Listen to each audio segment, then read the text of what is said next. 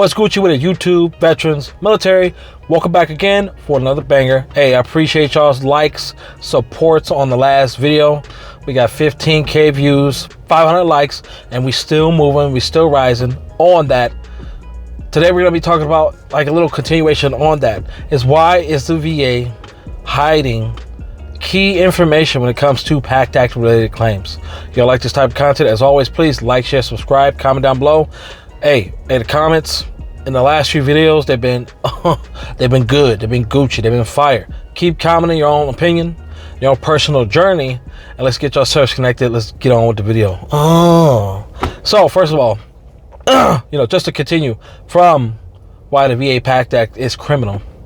Why does the VA withhold some of the key information? And when I say this, I'm talking about the data. They have all this data from the PACT Act performance dashboard that shows, hey, we're processing the, and I'll put it up on the board, we're processing these amount of claims. We got 1 million plus claims being processed right now, both PACT Act related as well as non-PACT Act related.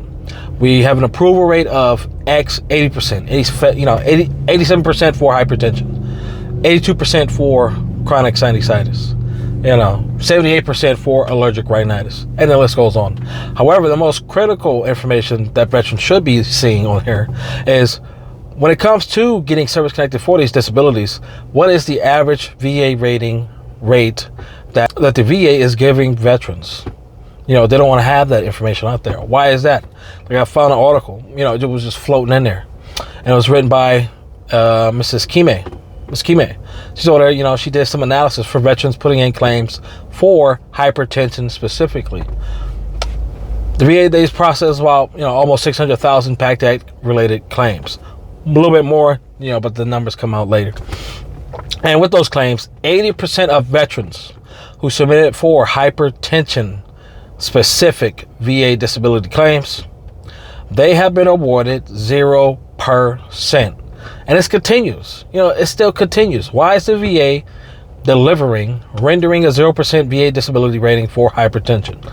It could be due to a lot of different things. It could be due to all of these junior VA raters not specifically reading the M21-1 adjudication manual. Because in that, as well as when it comes to veterans as well, but mainly when it comes to VA raters, when they're adjudicating these claims, they need to say, okay, has the blood pressure readings been taken on 3 separate occasions for initial claims? Have they? They may say yes, they may say no, but it needs to point to 3 separate occasions. Now, for the veteran to do their best due diligence, but a lot of veterans are not doing this. At least 80% of them who got that 0%, they're not doing this. They're not pulling information from their current or their military record. Yes, hypertension is a presumptive condition to PACT Act, to, I believe, Gulf War as well. But if you're not pulling that data, if you're relying on the VA to say, yeah, we went through your VA record, we didn't see anything. So the blood pressure readings we're going to utilize are solely going to be from that CMP exam that you've taken 6 months post hitting submit on that claim. And then what? That's all that the VA is going to be looking at. But when it comes to hypertension specifically, the VA only, if it's past your first time. But for 80% of the veterans who submitted their claims under the PACT Act, they've already missed out on an opportunity to get higher than 0% for hypertension. There's a lot of veterans, even with the controlled medication, you could have pointed towards 3 separate occasions, 3 different blood pressure readings that was taken on 3 different days that could have qualified you for a higher disability rating. At the same time, not a lot of veterans know that past that first exam, and it's critical that you supply that on your first claim for hypertension, because that's really all they're going to be looking for. And if you want to even plus it up, take some things from veterans who are trying to get service, trying to get an increase to hypertension. If you already service connected for hypertension, you got a 0%, that's half the battle. Now you submit a claim, whatever medical evidence that you submit, okay, cool, cute. You submitted it in January 2024.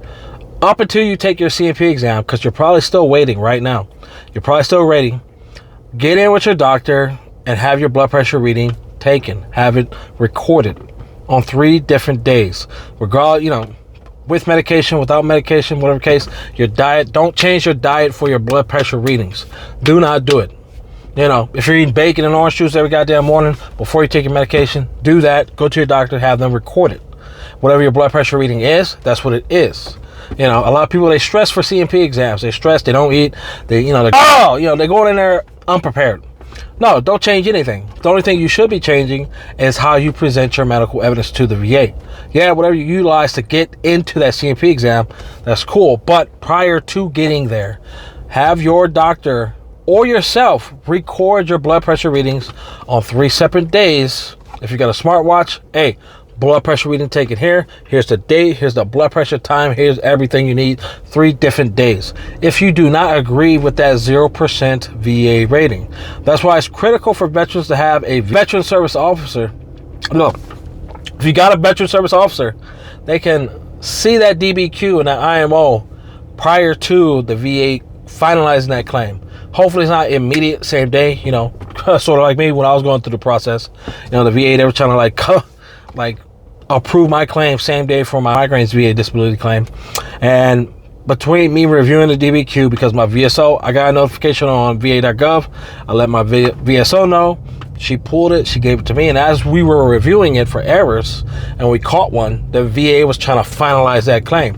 So, I mean, and that just goes into show, like, okay, are they really reading these DBQs and IMOs, or are they just passing it through like a Scantron looking thingy? Who the fuck knows? I don't know, but I know for a specific box for migraines that it was a difference between 30 and 50% for prostration.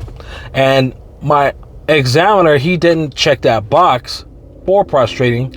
All the other boxes were filled in.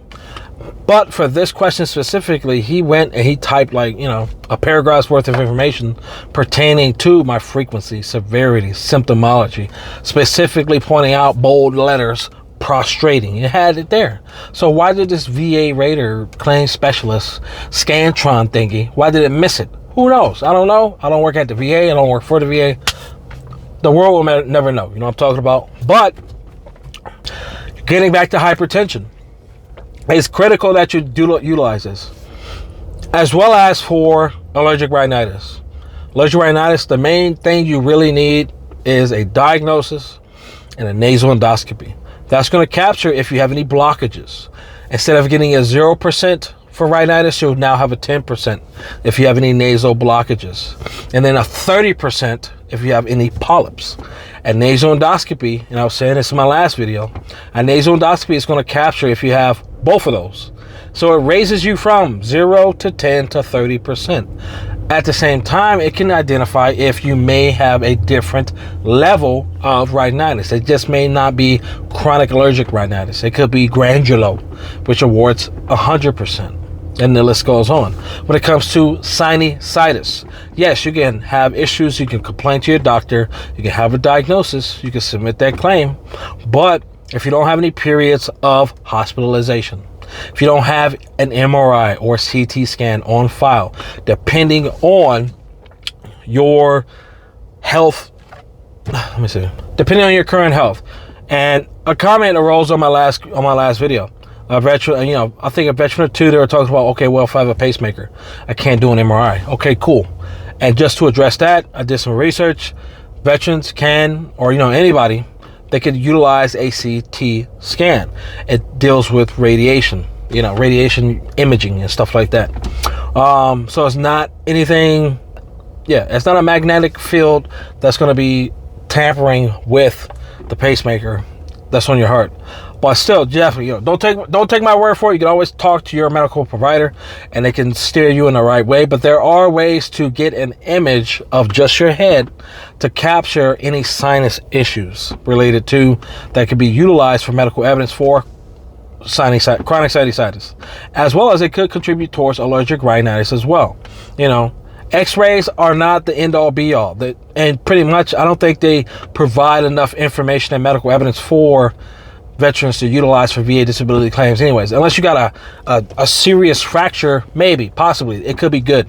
But if not, I mean, an MRI, a CT scan is going to be your best bet because it shows the bone as well as any nerve damage, any pinched nerves in your cervical area, in your low back area, in your joints, whatever disability you're trying to make, build more medical evidence for.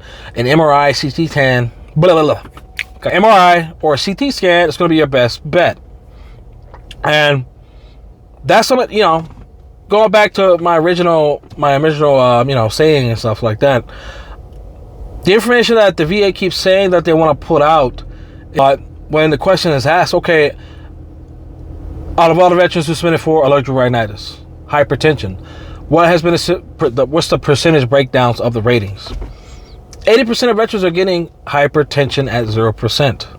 And that's just not from VA disability data. That's like from questionnaires being passed out to veterans from different veteran service organizations, as well as some veteran service organizations. They'll publish some of this data, like, hey, DAV, we fucking helped 200,000 veterans this year, and out of those 200,000 veterans, 190 got 0% for hypertension. For an example, and then the other 10,000, they got 10% for hypertension. Okay, what is it?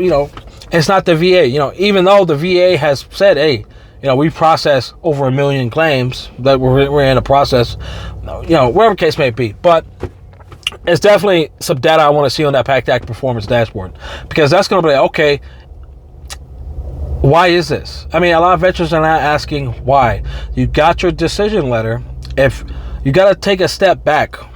Like, the main thing is, the main takeaway from this video is take a step back and see what you initially submitted for. You don't have to agree with that 0%. If you're still within that year time period of getting your rating at 0% or denied, you can always submit for an increase. I don't agree with this. And it says it on the decision letter you get in the mail. If you do not agree with this rating, whether it's 10 or 50%, if you think it should be 100%, hey, higher level review. I want a seasoned VA rater, judge, whatever the case may be. I want them to look at it in a new set of eyes. I don't want this GP, peasant, fucking NPC VA rater looking at my claim and just processing and like, okay, you get service connected. That's cool. Go get your benefits. No, I'm not getting any benefits. I'm not getting, yes, I'm going to get the medication continued, treatment free. That's good. That's half the battle. But my medical evidence that I initially submitted was at least for 30%, 60% for hypertension, and the list goes on. But as always, y'all like this type of content, let your boy know. Until next time, this motherfucking D-boy, y'all know what time it is. Fresh haircut, fresh video, you know what I mean. My barber did your boy good. Stay Gucci with it, fam.